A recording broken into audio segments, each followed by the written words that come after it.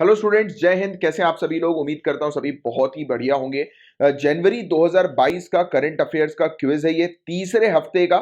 और इसमें हम लोग 50 क्वेश्चंस को कवर करेंगे जो मैंने आपको पिछले हफ्ते पढ़ाया है। इस क्विज के माध्यम से ये आपका एक टेस्ट है छोटा सा, जिसमें ये चेक किया जाएगा कि आपने कितने अच्छे से हर एक टॉपिक को समझा है। तो पिछले हफ्ते जितने भी टॉपिक्स मैंने कवर करवाए हैं आपको करंट अफेयर्स के, उन्हीं से ही रिलेटेड ये टेस्ट है। तो आप क्या करिए, अपने साथ पेन और पेपर लेकर बैठिए।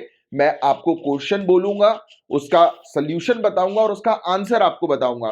तो जब मैं आपका क्वेश्चन बोल रहा हूंगा, तब उस समय आपको तुरंत मेरे आंसर बताने से पहले आपको अपना आंसर मार्क कर लेना है। और जैसे ही मैं अपना आंसर बताऊंगा, तो आपको बस ये चेक करना है कि आपने जो मार्क किया है वो सही है या गलत है।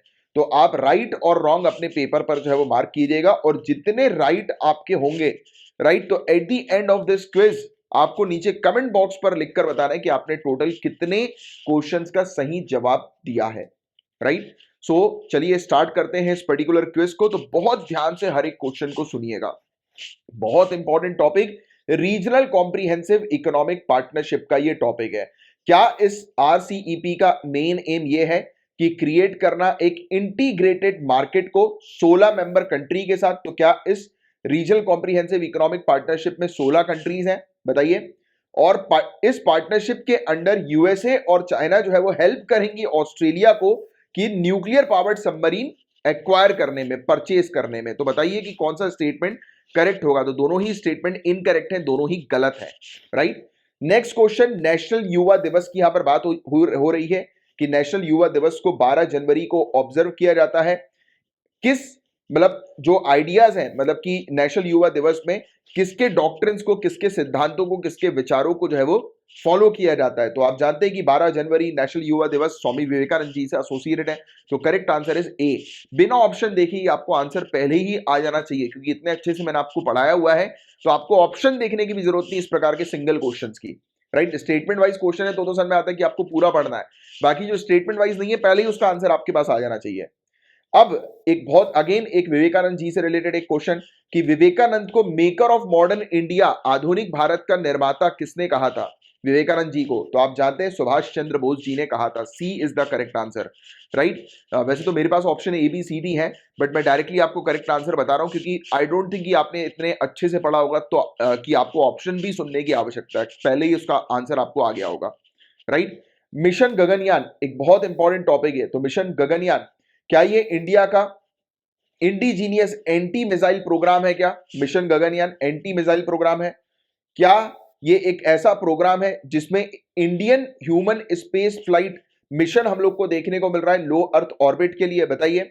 और क्या ये डिफेंस कोलैबोरेशन है इंडिया और रशिया के बीच में? क्या ये इजरायली रडार सिस्टम है? नहीं। करेक्ट आंसर है कि ये ह्यूमन स्पेस फ्लाइट मिशन है। राइट, बी ऑप्शन जो है वो बिल्कुल करेक्ट है। गाइस, अब नेक्स्ट क्वेश्चन बहुत ध्यान से सुनिए, स्टेटमेंट वाइज क्वेश्चन है।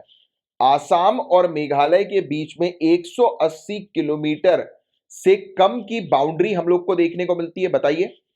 दूसरा स्टेटमेंट है कि मेघालय जो है वो आसाम से निकाली गई है आसाम रीऑर्गेनाइजेशन एक्ट 1971 के तहत। तो बताइए कौन सा स्टेटमेंट करेक्ट होगा? सेकंड करेक्ट है, पहला इनकरेक्ट है, क्योंकि आप लोग जानते हैं 885 किलोमीटर लंबी बाउंड्री, 885 किलोमीटर लंबी बाउंड्री आसाम और मेघालय के बीच में हमें देखने को मिलती है। ठीक है, अब गाइस नेक्स्ट क्वेश्चन है हैनले पासपोर्ट इंडेक्स से रिलेटेड। तो हैनले पासपोर्ट इंडेक्स की रैंकिंग जो होती है गाइस, बताइए कि IATA international air transport association, जो कि एक ट्रेड एसोसिएशन है कुछ एयरलाइंस का, जो कि सभी की सभी मेजर कैरियर्स हम लोग को इसके अंदर देखने को मिलती है। राइट, मतलब कि इंक्लूडिंग ऑल मेजर कैरियर, जितने भी इंपॉर्टेंट एयरलाइंस हैं उन सभी का एसोसिएशन हम लोग को IATA का देखने को मिलता है। तो बताइए कि IATA के डेटा के ऊपर आधारित हैनले पासपोर्ट की रैंकिंग होती है क्या? सेकंड क्वेश्चन, इंडिया की रैंक जो है वो 83rd पोजीशन पर हम लोग को हैनले पासपोर्ट इंडेक्स में देखने को मिल रही है। बताइए क्या होगा इसका करेक्ट आंसर? दोनों ही स्टेटमेंट बिल्कुल करेक्ट है। गाइस, क्वेश्चन है डीप टाइम प्रोजेक्ट से रिलेटेड। तो बताइए डीप टाइम प्रोजेक्ट किससे एसोसिएटेड है? क्या ये डीप ओशियन, गहरे समुद्र में समय मापने से एसोसिएटेड है, टाइम को मेजर करने से एसोसिएटेड? क्या ये डीप स्पेस, गहरे अंतरिक्ष में समय मापने से एसोसिएटेड, टाइम मेजर करने से एसोसिएटेड है? क्या ये ग्रेविटेशनल टाइम डायलेशन है, गुरुत्वाकर्षण समय फैलाव से एसोसिएटेड है? बताइए क्या होगा इसका करेक्ट आंसर? इसका करेक्ट आंसर है D, none of the above. तो गाइस डीप टाइम प्रोजेक्ट के तहत हमें देखने को मिला था कि फ्रांस के अंदर 15 लोगों ने गुफा के अंदर जो है वो समय बिताया था। 15 लोगों ने 40 दिन का समय गुफा के अंदर, केव के अंदर जो है वो बिताया था। राइट, तो ये प्रोजेक्ट जो है वो इससे एसोसिएटेड है कि एक साइंटिफिक एक्सपेरिमेंट करना चाह रहे थे कि किस प्रकार से हमें देखने को मिलता है कि जब लोग इतने समय तक बिना किसी लाइट में अगर रहते हैं तो उनकी बॉडी में क्या चेंजेस आते हैं, किस प्रकार से उनकी जो होता है ना मेटाबॉलिक चेंजेस किस टाइप के होते हैं। तो इससे रिलेटेड ये डीप टाइम प्रोजेक्ट हम लोग को देखने को मिला था। तो ये वाले इस प्रकार की चीज भी थोड़ी सी ध्यान में रखो आप, राइट, डीप टाइम प्रोजेक्ट से रिलेटेड कि किस प्रकार से लोगों की बॉडी में चेंजेस आते हैं एनवायरमेंट में चेंज होने के कारण, क्योंकि केव के अंदर कोई भी लाइट नहीं होती है। राइट, अब जीएसएलवी MK3 की बात करें गाइस, तो जीएसएलवी MK3 को डिजाइन किया गया है, राइट, कि ये सैटेलाइट्स ले जा सकती है जियोसिंक्रोनस ट्रांसफर ऑर्बिट में और लो अर्थ ऑर्बिट में, और मिशन जैसे कि गगनयान, चंद्रयान 3 ये लॉन्च किया जाएगा जीएसएलवी MK3 में। तो बताइए क्या होगा इसका करेक्ट आंसर। तो दोनों ही स्टेटमेंट बिल्कुल करेक्ट है। Next question Commonwealth war Graves commission से रिलेटेड है। क्या ये एक इंटर गवर्नमेंटल ऑर्गेनाइजेशन है जिसपे 60 मेंबर कंट्रीज हमें देखने को मिलती हैं, बताइए।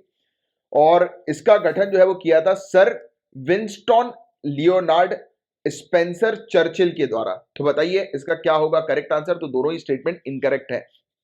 Right, next question Siachen glacier से रिलेटेड है। क्या सियाचिन ग्लेशियर हम लोग को वेस्टर्न काराकोरम रेंज में देखने को मिलता है हिमालय के अंदर? क्या ये सेकंड लॉन्गेस्ट ग्लेशियर है दुनिया भर के नॉन पोलर एरियाज का? तो बताइए क्या होगा इसका correct answer.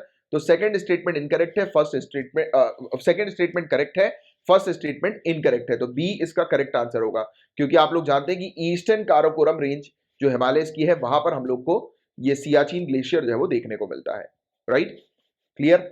Next question free trade agreement से रिलेटेड है। तो ये एक ऐसा एग्रीमेंट होता है जहां पर दो या दो से ज्यादा कंट्रीज होती हैं, ये अपने एक दूसरे के इंपोर्ट और एक्सपोर्ट के बैरियर्स को रिड्यूस करती हैं, कम करती हैं। जो भी बाधाएं आती है आयात और निर्यात में उसको जो है वो कम करती हैं दो या दो से ज्यादा कंट्रीज मिलकर एक एग्रीमेंट के तहत, उसको फ्री ट्रेड एग्रीमेंट बोलते हैं। बताइए क्या होगा इसका करेक्ट आंसर। और फ्री ट्रेड पॉलिसी के तहत गुड्स और सर्विसेज जो हम लोग को देखने को मिलती है वो खरीदी जाती हैं, बेची जाती हैं इंटरनेशनल बॉर्डर्स के बियॉन्ड, मतलब कि दूसरी कंट्रीज में, बिना किसी गवर्नमेंट फीस के, कोटास के, सब्सिडीज के और प्रोहिबिशन के। बताइए क्या होगा इसका करेक्ट आंसर। पहला स्टेटमेंट करेक्ट है, दूसरा स्टेटमेंट इनकरेक्ट है, क्योंकि फ्री ट्रेड एग्रीमेंट का मतलब ये नहीं है कि कस्टम ड्यूटीज को जीरो कर देना, कस्टम ड्यूटीज को कम करना इसका मतलब होता है। राइट, तो ये चीज बहुत अच्छे से मैंने आपकी अंडरस्टैंडिंग डेवलप करी थी, तो आपको शायद इसका आइडिया हो ही गया होगा। अब सर क्रीक की बात करें, सर क्रीक बहुत इंपॉर्टेंट टॉपिक है। सर क्रीक एक 96 किलोमीटर की वाटर डिस्प्यूट हम लोग को इंडिया और पाकिस्तान के बीच में देखने को मिलता है रन ऑफ कच्छ वाले एरिया में, जो दलदली एरिया हम लोग को रन ऑफ कच्छ का देखने को मिलता है। और क्रीक जो है अरेबियन सी पर ओपन होती है और डिवाइड करती है कच्छ क्षेत्र को गुजरात से और पाकिस्तान के सिंध से। तो बताइए क्या होगा इसका करेक्ट आंसर। दोनों ही स्टेटमेंट बिल्कुल करेक्ट है। नेक्स्ट क्वेश्चन प्रधानमंत्री Ayushman Bharat health infrastructure mission से रिलेटेड है, बहुत इंपॉर्टेंट टॉपिक है। तो इस स्कीम का मेन एम क्या है कि स्ट्रेंथन करना, मजबूत बनाना हेल्थ केयर इंफ्रास्ट्रक्चर को 9 राज्यों में हमारी कंट्री के। बताइए क्या होगा करेक्ट आंसर। इसका ऑब्जेक्टिव क्या है कि जितने भी गैप्स हम लोग को पब्लिक हेल्थ इंफ्रास्ट्रक्चर में देखने को मिलते हैं, स्पेशली सीसीयू में, क्रिटिकल केयर यूनिट या क्रिटिकल केयर फैसिलिटी में, और प्राइमरी केयर जो यूनिट्स हम लोग को अर्बन और रूरल एरियाज में देखने को मिलती है, तो वहां पर जितने भी मतलब हेल्थ इंफ्रास्ट्रक्चर के गैप्स है उसको फुलफिल करना। बताइए क्या होगा करेक्ट आंसर। दूसरा स्टेटमेंट करेक्ट है, पहला इनकरेक्ट है, क्योंकि पूरे इंडिया में ये हेल्थ इंफ्रास्ट्रक्चर स्कीम हम लोग को या मिशन हम लोग को देखने को मिल रहा है। राइट, अब नेक्स्ट क्वेश्चन फॉरेस्ट कवर से रिलेटेड है। तो मध्य प्रदेश में लार्जेस्ट फॉरेस्ट कवर हम लोग को हमारी कंट्री में देखने को मिलता है। फिर उसके बाद अरुणाचल प्रदेश, छत्तीसगढ़, ओडिशा, महाराष्ट्र। बताइए टॉप 3 स्टेट्स हैं जहां पर मैंग्रोव कवर जो है वो इंक्रीज हुआ है। सबसे पहले ओडिशा में, फिर उसके बाद महाराष्ट्र, फिर केरला में। बताइए दोनों में से कौन सा स्टेटमेंट जो है वो करेक्ट होगा। पहला स्टेटमेंट करेक्ट है, दूसरा इनकरेक्ट है। मैंने आपको ऑलरेडी बताया कि आपको आइडिया होना चाहिए कि मैंग्रोव कवर जो है वो कितना ज्यादा बड़ा है, कौन सी स्टेट्स में। स्टेट वाइज आपको चीजों को ध्यान में रखना है, ना कि आंकड़ों के वाइज। राइट, तो ये चीज थोड़ा सा ध्यान में रखिएगा। Indian state of forest report 2021 अभी रिलीज हुई है, जैसा कि आप लोग जानते हैं एसी से रिलेटेड पिछला क्वेश्चन था। सो ministry of environment, forest and climate change ने रिलीज करी है Indian state of forest report 2021 को। और इंडियन स्टेट ऑफ फॉरेस्ट और ट्री कवर जो है वो आज की डेट में 80.9 मिलियन हेक्टेयर्स तक फैल चुका है, जो कि 62% हमारे ज्योग्राफिकल एरिया का, हमारी कंट्री का बताया जा रहा है। तो कौन सा स्टेटमेंट भाई गाइस करेक्ट है। तो दोनों ही स्टेटमेंट बिल्कुल करेक्ट है। नेक्स्ट क्वेश्चन जेनो ट्रांसप्लांटेशन से रिलेटेड है, बहुत ही इंपॉर्टेंट क्वेश्चन है गाइस। तो जेनो ट्रांसप्लांटेशन एक ऐसी प्रोसेस होती है जिसमें ग्राफ्टिंग की जाती है या फिर ट्रांसप्लांट किया जाता है ऑर्गेन्स और टिश्यूज के between members of different species, अलग अलग जो प्रजाति होती है, विभिन्न प्रजाति के जो सदस्य होते हैं उनके बीच में ऑर्गन और टिश्यूज का जो है वो ट्रांसप्लांटेशन होता है। तो आप लोग जानते हैं इसके बारे में। रिसेंटली कुछ सर्जन जो थे उन्होंने ट्रांसप्लांट किया था एक सुअर के दिल को, एक पिग के हार्ट को एक ह्यूमन पेशेंट के अंदर, right, in a bold endeavour that represents a remarkable first in the world of medical science. तो पहली बार ये हम लोग को मेडिकल साइंस में ये चीज देखने को मिल रही है कि इस प्रकार से ह्यूमन हार्ट, ह्यूमन की बॉडी में पिग के हार्ट को जो है वो ट्रांसप्लांट किया गया, राइट। तो ये आप जानते हैं इस चीज के बारे में। तो दोनों ही स्टेटमेंट बिल्कुल करेक्ट है। So guys next question South China Sea से रिलेटेड है, very important topic, geography wise question इससे रिलेटेड पूछे जाते हैं। तो क्या ये वेस्टर्न पैसिफिक ओशियन में है, साउथ ईस्ट एशिया के अंदर? क्या साउथ चाइना सी जो है वो ताइवान स्ट्रेट के जरिए ईस्ट चाइना सी के साथ कनेक्टेड है? और क्या ये लुजोन स्ट्रेट के जरिए फिलीपीन सी के साथ कनेक्टेड है? बताइए क्या होगा करेक्ट आंसर। दोनों ही स्टेटमेंट बिल्कुल करेक्ट है। Guys next question rare earth element से रिलेटेड है, बहुत इंपॉर्टेंट क्वेश्चन है। आप लोग जानते हैं कि ये टॉपिक पर बहुत डिटेल में हमने चर्चा करी, वैसे तो हर एक टॉपिक पर ही हम डिटेल में चर्चा करते हैं। तो क्या पीरियोडिक टेबल के अंदर 14 लैंथेनाइड्स हैं जो कि इसका हिस्सा है? और क्या 14 लैंथेनाइड्स के अलावा क्या येट्रियम इसका हिस्सा हम लोग को देखने को मिलता है? बताइए। इनको रेयर अर्थ जो है वो इसलिए कहा जाता है क्योंकि पहले इनको एक्सट्रैक्ट करना जो था वो बहुत डिफिकल्ट था इनके ऑक्साइड फॉर्म से टेक्नोलॉजिकली। तो बताइए क्या होगा इसका करेक्ट आंसर। तो बी करेक्ट है, फर्स्ट इनकरेक्ट है, क्योंकि आप लोग जानते हैं कि 14 नहीं 15 लेंथेनाइड्स हैं और लेंथेनाइड्स और प्लस 2 जिसके बारे में हमने डिटेल में डिस्कस किया था। अब गाइस नेक्स्ट क्वेश्चन जो है वो सेमीकंडक्टर से रिलेटेड है। तो सेमीकंडक्टर्स क्या एक इलेक्ट्रिकल कंडक्टिविटी प्रोवाइड कराता है इंसुलेटर और कंडक्टर्स के बीच में? बताइए। और सेमीकंडक्टर जो है ये इसका उपयोग जो है वो काफी सारी चीजों की मैन्युफैक्चरिंग के लिए किया जाता है, जैसे IC circuit, transistors, right, diodes. तो बिल्कुल किया जाता है। तो इसका जो करेक्ट आंसर जो होगा वो क्या होगा? तो एक चीज ध्यान में रखना, आपको पहले ये पता करना है कि पूछा क्या गया है क्वेश्चन में, करेक्ट पूछा गया है या इनकरेक्ट पूछा गया है। जिस क्वेश्चन की अभी हम लोग चर्चा कर रहे हैं उस क्वेश्चन में इनकरेक्ट पूछा गया है कि दोनों स्टेटमेंट में से करेक्ट इनकरेक्ट स्टेटमेंट कौन सा है। तो दोनों ही स्टेटमेंट करेक्ट होंगे तो ऑब्वियस ही बात है करेक्ट आंसर जो होगा वो डी, नीदर 1 और 2 होगा। तो इसलिए हमेशा जब भी स्टेटमेंट पढ़ो, क्वेश्चन पढ़ो, तो सिर्फ स्टेटमेंट पढ़कर हम लोग को ऑप्शन नहीं देखना है। स्टेटमेंट के बाद ये भी चीज देखनी है कि उसमें करेक्ट पूछा गया है या इनकरेक्ट पूछा गया है, राइट। तो इन सब चीजों पर भी आपको ध्यान देना है। तो इसलिए टेक्निकली इस क्वेश्चन का जो करेक्ट आंसर होगा वो डी होगा, ना कि सी, क्योंकि जल्दबाजी में हम लोग सी मार्क कर देते हैं कि करेक्ट मतलब दोनों करेक्ट मतलब सी, बट एक्चुअली में डी होगा, neither 1 nor 2, right. Next question design linked incentive scheme, again a very important topic. तो CDAC centre for development of advanced computing जो कि एक साइंटिफिक सोसाइटी होती है जो कि ministry of electronics and information technology के अंडर आती है, ये एक नोडल एजेंसी हम लोग को देखने को मिल रही है design link incentive scheme for semiconductor जो है, तो उसको इंप्लीमेंट करने के लिए है ये। और डिजाइन लिंक्ड इंसेंटिव स्कीम जो है वो किसका पार्ट है? मीटीज के comprehensive programme for development of semiconductor and display manufacturing ecosystem in country का पार्ट हम लोग को देखने को मिल रहा है। तो करेक्ट आंसर आपसे पूछा गया है तो दोनों ही स्टेटमेंट बिल्कुल करेक्ट है। अब guys next question interfaith marriages से रिलेटेड हम लोग को देखने को मिल रहा है, अंतर धार्मिक विवाह से रिलेटेड। तो क्या ये एक ऐसी मैट्रिमोनियल रिलेशनशिप हम लोग को देखने को मिलती है जो कि डेवलप होती है दो इंडिविजुअल्स के बीच में जिनकी अलग अलग रिलीजियस फेथ है, जिनकी अलग अलग धार्मिक आस्था है, उनके बीच में वैवाहिक संबंध विकसित होते हैं, इस चीज को इंटरफेथ मैरिजेस कहा जाता है। Although marrying into a different religion is a matter of choice for an adult, there are certain issues regarding the same. हालांकि एक व्यवसक यानी कि एडल्ट के लिए एक अलग धर्म में शादी करना पसंद का मामला है, उसी के संबंध में कुछ मुद्दे हम लोग को देखने को मिलते हैं, राइट। मतलब बहुत सारे आज की डेट में जो है वो उठ रहे हैं। तो आप जानती हैं कि ये दोनों ही स्टेटमेंट बिल्कुल करेक्ट है कि मतलब किसी भी इंडिविजुअल्स के साथ शादी करना चाहे वो दूसरे धर्म के क्यों ना हो, ये एक एडल्ट का चॉइस है हमारी कंट्री के अंदर और इस चीज की पुष्टि भी करी ऑनरेबल सुप्रीम कोर्ट ने। तो इसलिए इस तरीके का कोई स्टेटमेंट भी आ जाए, राइट, तो वो स्टेटमेंट करेक्ट होगा क्योंकि ऑनरेबल सुप्रीम कोर्ट ने तक पुष्टि करी है, राइट।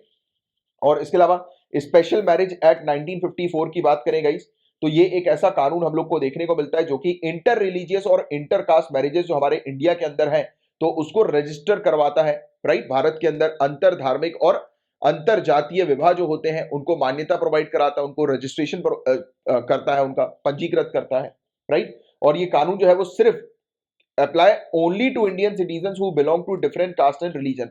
तो क्या ये कानून हम लोग को देखने को मिलता है सिर्फ उन्हीं भारतीय नागरिक के ऊपर लागू है जो विभिन्न जाति और धर्म के हम लोग को देखने को मिलते हैं? तो ऐसा नहीं है, राइट। तो ये कानून जो है वो सभी के लिए एप्लीकेबल हम लोग को देखने को मिलता है, राइट। तो ये पॉइंट बस आपको थोड़ा सा ध्यान में रखना है, राइट। तो इसमें इसलिए इसका जो करेक्ट आंसर होगा वो पहला वाला स्टेटमेंट बिल्कुल करेक्ट होगा। नेक्स्ट क्वेश्चन, जायद तलवार की बात करेंगे। जायद तलवार, तो क्या ये एक बायलेटरल नेवल एक्सरसाइज है इंडियन और यूएई एयरफोर्स के बीच में? यूएई एयरफोर्स की बात हो रही है। और अल मोहिद अल हिंदी, इंडिया और सऊदी अरेबिया के बीच में ये पहली नेवल जॉइंट एक्सरसाइज हम लोग को देखने को मिली है। तो बताइए इन दोनों में से कौन सा स्टेटमेंट करेक्ट होगा? बी वाला स्टेटमेंट करेक्ट होगा, क्योंकि ए वाला इनकरेक्ट है, क्योंकि नेवल एक्सरसाइज से रिलेटेड हमारा टॉपिक था जिसको हमने डिस्कस किया था। शायद ये टॉपिक जो आया है वो पैसिक्स के बारे में, जब हम इंडिया रशिया के बीच में जो हम लोग की एक्सरसाइज कंडक्ट हुई थी, तो उसी को लेकर मैंने वेरियस नेवल एक्सरसाइज के बारे में आपको पढ़ाया था, तो जिससे उठाकर ये क्वेश्चन जो है वो बनाया गया है। अब नेक्स्ट क्वेश्चन गाइस, प्रारंभ की बात की जा रही है। तो प्रारंभ, तो क्या ये एक ऐसा प्लेटफॉर्म है जो कि स्टार्टअप्स और यंग माइंड्स के लिए है पूरे दुनिया भर के, कि वो आए, नए नए आइडियाज जो है, नए नए इनोवेशंस है, नए नए इन्वेंशंस वगैरह जो है, कि जितने भी वो आविष्कार वगैरह करते हैं या उनके जो विचार हैं वो साथ में सबके साथ मिलकर जो है वो शेयर करें और एक कोलैबोरेशन जो है वो करें। तो क्या उसको लेकर ये प्रारंभ हमें इनिशिएटिव देखने को मिला था। और पहली Shanghai cooperation organisation startup forum जो है वो लॉन्च हुआ था अक्टूबर 2020 में, डेवलप करने के लिए और इंप्रूव करने के लिए स्टार्टअप इकोसिस्टम को collectively Shanghai cooperation organisation member countries के बीच में। तो बताइए क्या होगा करेक्ट आंसर? दोनों स्टेटमेंट बिल्कुल करेक्ट है। गाइस नेक्स्ट क्वेश्चन है स्टार्टअप इंडिया इनिशिएटिव से रिलेटेड। तो क्या स्टार्टअप इंडिया इनिशिएटिव के तहत हमारी कंट्री के अंदर एक रोबस्ट, एक बहुत ही मजबूत स्टार्टअप इकोसिस्टम जो है वो तैयार करना, क्या ये इसका मेन ऑब्जेक्टिव था? और हमारी कंट्री के अंदर एंटरप्रेन्योर्स को अपॉर्चुनिटी प्रोवाइड कराना, जिससे कि वो नए नए इनोवेशन जो है वो लेकर आए, या फिर उनका जो भी इनोवेशन है उसको, उसकी मार्केटिंग जो है वो की जाए और वो एंटरप्रेन्योर्स बन सकें। तो क्या था, क्या ये सही स्टेटमेंट है? हाँ बिल्कुल ये स्टेटमेंट सही है। और क्या स्टार्टअप इंडिया इनिशिएटिव 2020 में लॉन्च हुई है? तो आप जानते हैं कि 2015 में लॉन्च हुई है, 15 अगस्त 2015 को स्टार्टअप इंडिया इनिशिएटिव लॉन्च हुई है। तो इसलिए इसका पहला स्टेटमेंट जो है वो बिल्कुल करेक्ट है, दूसरा इनकरेक्ट है। Next question, article 25 fundamental right से रिलेटेड है। तो आर्टिकल 25 जो हमारे इंडियन कॉन्स्टिट्यूशन का है, ये फ्रीडम प्रोवाइड कराता है to practise any religion of one choice. तो बताइए अनुच्छेद 25 क्या रिलीजन से रिलेटेड है, धर्म से रिलेटेड है क्या? और right to marry a person of one choice is integral to article 21। तो क्या आर्टिकल 21 अनुच्छेद 21 के तहत हम लोग को देखने को मिलता है कि एक व्यक्ति अपनी पसंद के पार्टनर के साथ जो है वो शादी कर सकते हैं? बताइए क्या होगा इसका करेक्ट आंसर? तो दोनों ही स्टेटमेंट बिल्कुल करेक्ट है। अब guys next question postal ballot से रिलेटेड है। तो एक एब्सेंटी वोटर कौन होता है? जो व्यक्ति वोट डालने के लिए पोलिंग स्टेशन पर नहीं जा पाता है, वो एब्सेंटी वोटर होता है। बताइए क्या होगा इसका करेक्ट आंसर? और दूसरे की बात करें नेक्स्ट क्वेश्चन की, तो कोई भी ऐसा वोटर जो कि पोस्टल बैलेट फैसिलिटी के लिए ऑप्ट करता है, तो उसे अलाउ नहीं किया जा सकता कि वो पोलिंग स्टेशन में जाकर जो है वो अपना वोट डाल सके। तो बताइए क्या होगा दोनों में से करेक्ट आंसर? तो दोनों ही स्टेटमेंट बिल्कुल करेक्ट है। गाइस स्पीकर को क्या किसी सदस्य को सस्पेंड करने का अधिकार होता है क्या? और साथ ही साथ क्या स्पीकर अगर किसी सदस्य को सस्पेंड करते हैं तो उसके सस्पेंशन को रिवोक नहीं कर सकते वो एट द सेम टाइम? बताइए कि अध्यक्ष को किसी सदस्य को निलंबित करने का अधिकार होता है और इस आदेश को रद्द करने का अधिकार उसके पास नहीं होता है। बताइए। और अध्यक्ष के विपरीत, स्पीकर के अपोजिट, राज्यसभा के जो चेयरमैन जो होते हैं उनके पास पावर नहीं होती है किसी मेंबर को सस्पेंड करने की। तो एमपी एमएलए के सस्पेंशन से रिलेटेड ये टॉपिक था, तो दोनों ही स्टेटमेंट इस टॉपिक के अंदर करेक्ट है, राइट। तो ये चीज आप ध्यान में रखिएगा, काफी डिटेल में इस टॉपिक को हमने कवर किया हुआ है। अब guys net zero energy building से रिलेटेड ये टॉपिक है। बताइए नेट जीरो एनर्जी बिल्डिंग, क्या ये एक ऐसी बिल्डिंग होती है जो कि पूरी तरह से रेन्यूएबल सोर्सेज के ऊपर बेस्ड होती है, और इवन ये जितना उपयोग करती है रेन्यूएबल एनर्जी का उससे ज्यादा एनर्जी ये प्रोड्यूस करती है, राइट। और यूजुअली इस चीज को मेजर किया जाता है 5 सालों के पीरियड में। बताइए क्या होगा करेक्ट आंसर? और इस बिल्डिंग के लिए पॉसिबल होता है कि जितनी ज्यादा मात्रा में रेन्यूएबल एनर्जी ये प्रोड्यूस करती है एक्स्ट्रा में, उसको ये वापस जो है वो इलेक्ट्रिकल ग्रिड में ट्रांसफर कर देती है, जिससे कि और भी ज्यादा लोग इसका यूज कर सकें। तो दूसरा स्टेटमेंट यहां पर करेक्ट है, पहला भी करेक्ट है बट पार्शियली करेक्ट है, क्योंकि इसका जो मेजरमेंट होता है नेट जीरो एनर्जी बिल्डिंग का, कि कितना ये उपयोग कर रही है, कितना ये ट्रांसफर कर रही है, राइट, तो या प्रोड्यूस कर रही है, तो इसका मेजरमेंट यूजुअली एक साल में होता है, यानी कि एक साल में ये कितना एनर्जी कंज्यूम कर रही है, रिन्यूएबल एनर्जी, और कितना एक्स्ट्रा प्रोड्यूस कर रही है, तो वो एक सालों के पीरियड में उसको जनरली मेजर किया जाता है। राइट, तो ये चीज ध्यान में रखना, एक ही वर्ड से ये पूरा स्टेटमेंट जो है वो इनकरेक्ट हो गया। देखिए, तो इस तरीके की अंडरस्टैंडिंग और ध्यान से टॉपिक को आपको कवर करते हुए चलना है, तो इसलिए इसका करेक्ट आंसर जो होगा वो बी होगा। नेक्स्ट क्वेश्चन की बात करेंगे, इस मास एक्सटेंशन। तो मास एक्सटेंशन का क्या मतलब होता है कि जिस समय एक्सटेंशन, जो प्रजाति वगैरह हमारी धरती के अंदर हम लोग को देखने को मिलती है, वो बहुत तेजी से लुप्त होने लगती है, तो क्या उस चीज को मास एक्सटेंशन हम लोग बोलते हैं। जिस समय धरती जो है वो 3/4 से ज्यादा प्रजाति जो है वो एक geological short period of time में अगर रिड्यूस कर देती है, खत्म कर देती है, यानी कि एंड हो जाता है धरती के अंदर से बहुत भारी मात्रा में प्रजातियों का, तो उसको मास एक्सटेंशन कहते हैं। और छठा मास एक्सटेंशन जो अभी चल रहा है, इसको क्या एंथ्रोपोसीन एक्सटेंशन कहते हैं। बताइए क्या होगा इसका करेक्ट आंसर। तो दोनों ही स्टेटमेंट बिल्कुल करेक्ट है। Next question ring of fire से रिलेटेड क्वेश्चन है, बहुत इंपॉर्टेंट क्वेश्चन है, लगातार बार बार ये टॉपिक न्यूज में है, रिंग ऑफ फायर का। तो वेस्टर्न पार्ट जो हम लोग को नॉर्थ अटलांटिक ओशियन का देखने को मिलता है, तो वहां पर है क्या ये रिंग ऑफ फायर, बताइए। और क्या यहाँ पर 90% पूरे दुनिया भर के अर्थक्वेक हम लोग को नजर आते हैं। तो यस, 90% तो अर्थक्वेक नजर आते हैं, बट ये अटलांटिक क्षेत्र में नहीं है। आप बताइए किस क्षेत्र में, नीचे कमेंट बॉक्स में लिखकर, कई बार पढ़ा चुका हूं, इसका आंसर तो मुंह जबानी रटा हुआ होना चाहिए आप लोगों को। और वॉल्केनिक इरप्शन, जब भी ज्वालामुखी का विस्फोट होता है, तो वो हम लोग को देखने को मिलता है कि तब होता है जब मैग्मा जो है वो बनता है। राइट, कब कहां पर मैग्मा बनता है, धरती के मेंटल एरियाज पर, और वो धरती के सरफेस पर आता है। राइट, तो आपको पता है वॉल्केनिक इरप्शन के बारे में, हमने इसके बारे में भी डिटेल में डिस्कस किया हुआ है। और वॉल्केनोज जब विस्फोट होते हैं, यानी कि वॉल्केनोज का जो विस्फोट जो होता है, एक्सप्लोजन जो होता है, वो किसके ऊपर डिपेंडेंट होता है, तो मैग्मा के कंपोजिशन के ऊपर क्या डिपेंडेंट होता है, कि मैग्मा की संरचना पर क्या ये निर्भर करता है। बताइए क्या होगा इसका करेक्ट आंसर। तो दोनों ही स्टेटमेंट बिल्कुल इसके करेक्ट है। Guys next question organisation of Islamic cooperation से रिलेटेड है। तो क्या ये दूसरा लार्जेस्ट इंटर गवर्नमेंटल ऑर्गेनाइजेशन है यूनाइटेड नेशन के बाद। तो बिल्कुल करेक्ट आंसर। और क्या इसको स्टैब्लिश किया गया था उस समय पर, जिस समय पर एक समिट हुई थी जेद्दा सऊदी अरेबिया में। तो ज्यादातर लोग इसका आंसर जो है वो करेक्ट मार्क कर देंगे, ये सोचते हो कि इसका परमानेंट सेक्रेटेरिएट जेद्दा सऊदी अरेबिया में, बट एक्चुअली में इसका ये जो स्टेटमेंट होगा वो इनकरेक्ट होगा, क्योंकि इसको स्टैब्लिश करने के लिए जो इसकी जो समिट कंडक्ट हुई थी वो मोरक्को में हुई थी। कहां पर हुई थी, मोरक्को में, रबात में। राइट, तो मोरक्को बस थोड़ा सा आप ध्यान में रखिएगा। ठीक है, तो इसलिए इसका जो करेक्ट आंसर जो होगा वो ए होगा, पहला स्टेटमेंट करेक्ट है, दूसरा इनकरेक्ट है। Right, next question international space station से रिलेटेड। तो क्या ये ज्वाइंट प्रोजेक्ट है 5 पार्टिसिपेटिंग स्पेस एजेंसीज के बीच में। और क्या ये हैबिटेबल आर्टिफिशियल सैटेलाइट हम लोग को लो अर्थ ऑर्बिट में देखने को मिलती है। तो आईएसएस के बारे में तो इतनी बार हम लोग कवर कर चुके हैं, तो आपको बताइए कि यस, दोनों ही स्टेटमेंट बिल्कुल करेक्ट है। वर्ल्ड इकोनॉमिक फोरम से रिलेटेड नेक्स्ट क्वेश्चन। तो वर्ल्ड इकोनॉमिक फोरम की समिट जो है वो अटेंड की जाती है लोगों के द्वारा। इवन जो लोग बाग होते हैं वो पॉलिटिकल फील्ड से बिलोंग करते हैं, कॉर्पोरेट वर्ल्ड से बिलोंग करते हैं। राइट, इसमें हेड ऑफ स्टेट्स होते हैं, मीडिया पर्सनालिटीज होते हैं, टेक्नोक्रेट्स होते हैं। बताइए।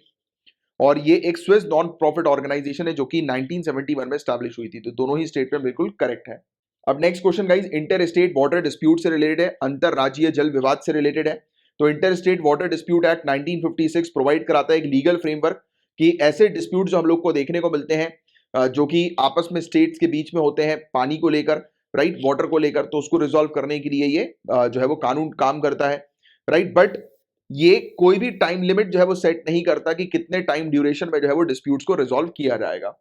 और आर्टिकल 269 जो है वो प्रोवाइड कराता है कि इंटर स्टेट वाटर डिस्प्यूट जो है वो रिजॉल्व किया जाए, मतलब इंटर स्टेट वाटर डिस्प्यूट से रिलेटेड आर्टिकल 269 है। तो बताइए क्या होगा इसका करेक्ट आंसर। तो पहला स्टेटमेंट करेक्ट है, दूसरा स्टेटमेंट इनकरेक्ट है। तो आप मुझे बताएं नीचे कमेंट बॉक्स पर लिखकर कि कौन सा आर्टिकल हम लोग को देखने को मिलता है जो कि इंटर स्टेट वाटर डिस्प्यूट से रिलेटेड है। तो उम्मीद करता हूं कि आपने सही आंसर लिखा होगा आर्टिकल 262। तो आर्टिकल 262 इससे एसोसिएटेड है।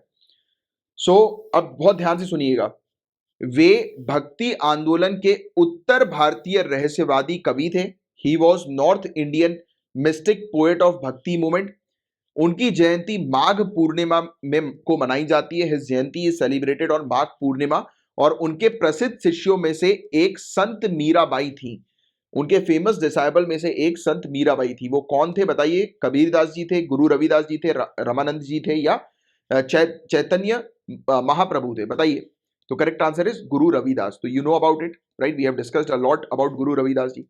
अब कथक से रिलेटेड एक क्वेश्चन है। तो one of the 8 major forms जो इंडियन क्लासिकल डांस में है उनमें से एक कथक हम लोग को देखने को मिलता है। ये एक लौता ऐसा फॉर्म हम लोग को क्लासिकल डांस का देखने को मिलता है जो कि हिंदुस्तानी म्यूजिक के साथ जो है वो वेडेड है, मतलब कि इसका मिश्रण हम लोग को हिंदुस्तानी म्यूजिक के साथ जो है वो देखने को मिलता है या जुड़ा हुआ है हिंदुस्तानी म्यूजिक से। तो बताइए क्या होगा करेक्ट आंसर? दोनों ही स्टेटमेंट बिल्कुल करेक्ट है। Guys next question United nation charter से रिलेटेड है और यूनाइटेड नेशन सिक्योरिटी काउंसिल। तो बताइए कि United nation security council United nation के 6 मेन ऑर्गन्स है, उनमें से एक है क्या? बताइए। दूसरा स्टेटमेंट, किस यूनाइटेड नेशन सिक्योरिटी काउंसिल के पास क्या पावर है कि वो डिसीजन ले सकती हैं कि that a member states are then obligated to implement under the charter, कि जो भी चार्टर में लिखा गया है उस चार्टर को मेंबर कंट्रीज, यूनाइटेड नेशन की मेंबर कंट्रीज जो है वो फॉलो करें। तो क्या ये चीज इसके अंदर ये काम होता है क्या यूनाइटेड नेशन सिक्योरिटी काउंसिल का, सुनिश्चित करना कि मेंबर कंट्रीज जो है वो यूनाइटेड नेशन के चार्टर को फॉलो करें? बताइए क्या होगा करेक्ट आंसर? तो दोनों ही स्टेटमेंट बिल्कुल करेक्ट है। गाइस नेक्स्ट टॉपिक जो है वो एल नीनो और ला नीना से रिलेटेड है। तो एल नीनो के पीरियड में क्या जो सरफेस विंड जो हम लोग को देखने को मिलती है, सी सरफेस विंड जो हम लोग को देखने को मिलती है पूरे के पूरे ट्रॉपिकल पैसिफिक क्षेत्र में, क्या ये वीक होती है यूजुअल से? और ला नीना के पीरियड में क्या सरफेस विंड पूरे के पूरे ट्रॉपिकल पैसिफिक क्षेत्र में हम लोग को देखने को मिलती है, क्या यूजुअल से स्ट्रांग होती है? बताइए क्या होगा इसका करेक्ट आंसर? तो दोनों ही स्टेटमेंट इनकरेक्ट है, मतलब ये इंटरचेंजेबल वो है स्टेटमेंट।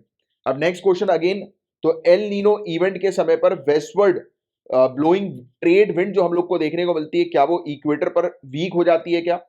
और एल नीनो जो होती है वो रेन लेकर आती है क्या साउथ अमेरिका और इंडोनेशिया के अंदर? क्या ये ड्रॉट लेकर आती है, सूखा लेकर आती है क्या? तो बताइए क्या होगा इसका करेक्ट आंसर? तो दोनों ही स्टेटमेंट इसके बिल्कुल करेक्ट है। नेक्स्ट क्वेश्चन आपका इलेक्ट्रिसिटी मार्केट रिपोर्ट से रिलेटेड है।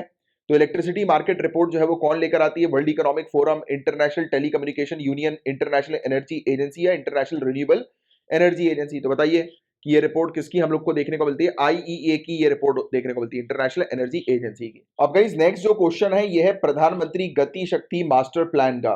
तो क्या ये सेंट्रली स्पॉन्सर्ड और फंडेड रोड और हाईवे प्रोजेक्ट है गवर्नमेंट ऑफ इंडिया का?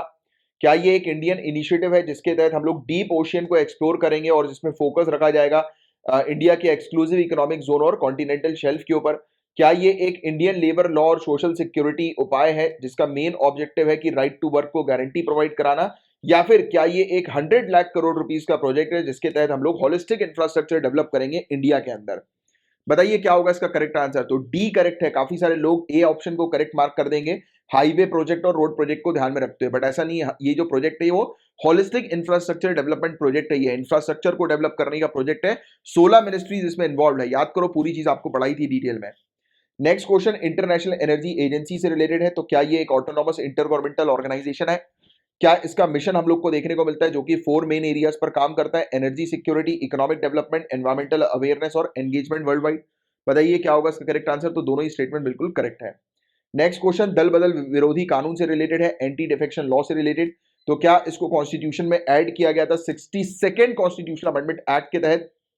और क्या इसके अंदर हम लोग को देखने को मिलता है कि एक ऐसी सिचुएशन होती है जिसमें एक इंडिपेंडेंट एमएलए भी अगर कोई पार्टी इलेक्शन के बाद ज्वाइन करता है तो उसको डिस्क्वालीफाई कर दिया जाता है? तो बताइए क्या होगा करेक्ट आंसर? तो बी वाला करेक्ट है, पहला इनकरेक्ट है, क्योंकि आप लोग जानते हैं, मैं बताऊंगा नहीं, इतनी बार पढ़ चुके हैं। आप बताइए कि कौन से कॉन्स्टिट्यूशनल अमेंडमेंट एक्ट के थ्रू ये लाया गया था एंटी डिफेक्शन लॉ? कई बार हम लोग इस टॉपिक को पढ़ चुके हैं। अब गाइस नेक्स्ट टॉपिक की बात करें तो एसिनेटोबैक्टर बाउमानी, इसके अलावा एंट्रोकोकस फैक्लिस और ई कोली, ये क्या है गाइस? तो क्या ये एजेंट्स नॉन कम्युनिकेबल डिजीज के हैं? क्या ये पैथोजेंस हैं जिनके पास एबिलिटी है एंटीबायोटिक्स के अगेंस्ट रेजिस्टेंस डेवलप करने की? क्या ये ऐसी दवाई हैं जिनको पेन किलर्स या एंटी इंफ्लेमेटरी ड्रग्स के तौर पर उपयोग में लिया जा सकता है?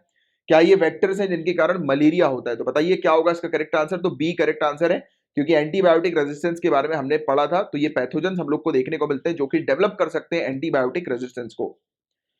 और कुछ स्टेटमेंट काजीरंगा नेशनल पार्क और टाइगर रिजर्व से रिलेटेड है। तो क्या काजीरंगा नेशनल पार्क और टाइगर रिजर्व में दुनिया के वन हॉर्न राइनोसोरस सबसे ज्यादा हम लोग को देखने को मिलते हैं?